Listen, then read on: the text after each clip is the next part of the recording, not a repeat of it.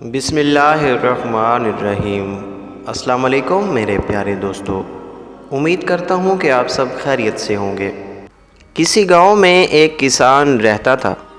اس کی 2 جوان بیٹیاں تھیں۔ ایک کی اس نے مالی سے شادی کر دی اور ایک کی کمہار سے شادی کر دی۔ کافی عرصہ گزر گیا۔ کسان ایک دن اپنی بیٹیوں سے ملنے گیا۔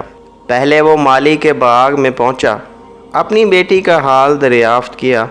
بیٹی نے کہا، اللہ پاک کی بڑی رحمت ہے، یوں تو میرے دل کو کوئی غم نہیں، مگر خدا سے ہر دم یہ دعا ہے کہ اگر ایک بارش ہو جائے تو میرا باغ ہرا بھرا ہو جائے گا۔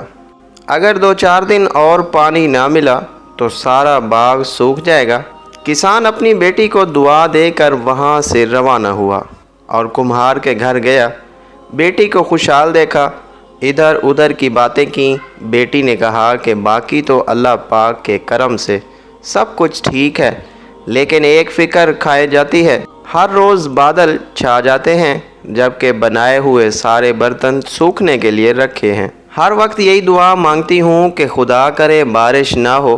اس کے باپ نے کہا، بیٹی، بہن تیری بارش کی آرزو مند ہے کہ خدا کرے بارش ہو تاکہ اس کے باغ میں پودے نہ سوکھنے پائے، اور تجھ کو اپنے برتنوں کا خیال ہے کہ بارش نہ ہو اور وہ سوکھ جائیں۔ میں تو حد سے زیادہ پریشان ہوں کہ خدا سے کیا دعا مانگوں۔